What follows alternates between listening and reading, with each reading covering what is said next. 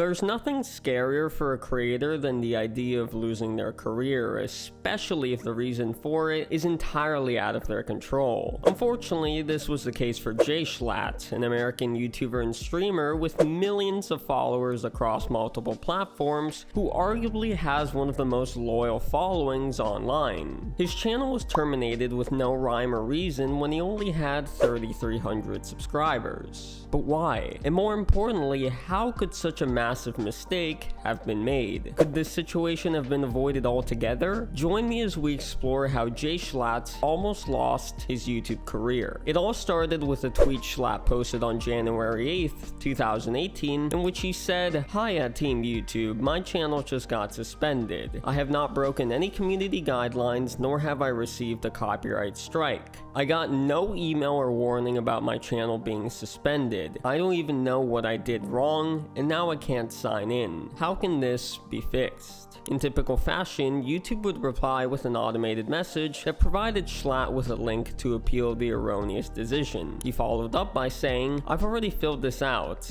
Is this normal? Do channels just get terminated without warning? I have never broken the community guidelines." Sadly, YouTube never responded to this, and instead chose to leave Schlatt in the dark. He would make another attempt in this thread to receive a response by tweeting, "Can other users' comments in my comment section result in a community guidelines violation?" However, this would be in vain, as he was ghosted once again. As you can likely expect, the outpouring of support for Schlatt was unreal. Even though he had a tiny audience at this point, the few that followed him were quick to assist him in fighting against the bad hand he had been dealt. The post rapidly gained traction, but it wasn't enough to get YouTube's attention, and thus, Schlatt's channel remained banned. Of course, Schlatt wasn't going to die on this hill. He would have preferred to die in real life than let his YouTube channel, which he worked so hard on, vanish into thin air like nothing. However, in an unforeseen twist, Schlatt updated his fans with some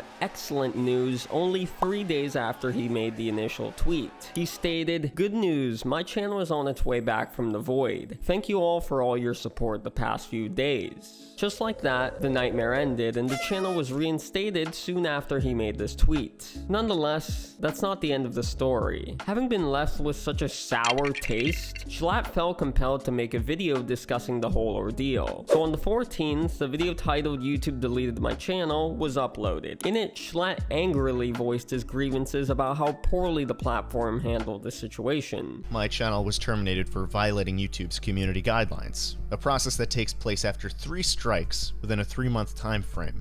You need 3 strikes to be terminated, and in my 4 years of posting videos, I had never gotten a single strike. So why then, or how even, was my channel shut down so quickly?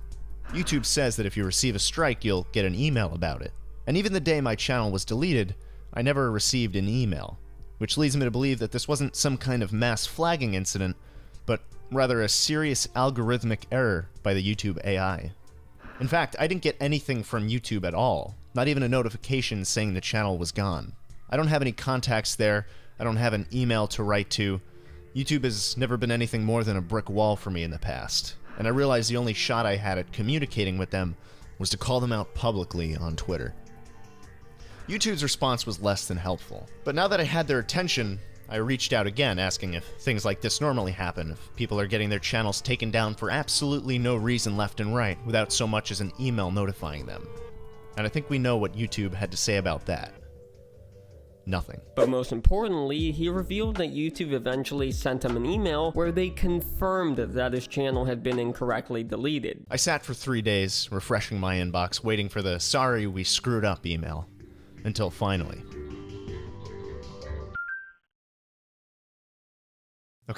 Okay, it didn't actually say that, but it might as well have. No apology, no acknowledgement of any wrong on their part.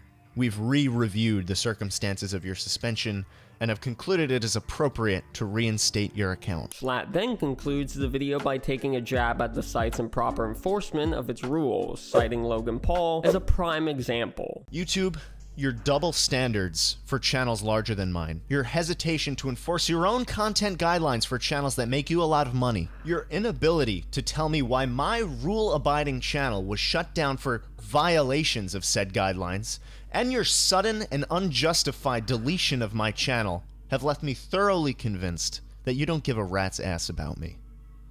Not that I didn't have a creeping suspicion of that to begin with. Regrettably, as sad as it is to admit, YouTube deleted Schlatt's channel 5 years ago, and the same issues that led to its termination are still prevalent today. Yet, if YouTube cared more about its creators than the mainstream outlets it hosts, problems like these wouldn't occur in the first place. From the many instances of wrongful channel deletions, Schlatt has been one of the fortunate few who had his channel restored. Many others haven't been given that same luxury. But who knows, perhaps if Schlatt had never gotten his account back, he would have moved on to other ventures and dropped content creation entirely. And I can't say I blame him. I can't imagine YouTube without Schlatt because he's an integral member of the creator space and is easily one of my favorite YouTubers. He's one of the few people who make TikTok reactions enjoyable, and he also brutally took a few women's lives back in the 90s. What's not to love? Nonetheless, I'll leave you with a quote from the big guy himself. If the hand that feeds you flips you off, don't be afraid to bite it.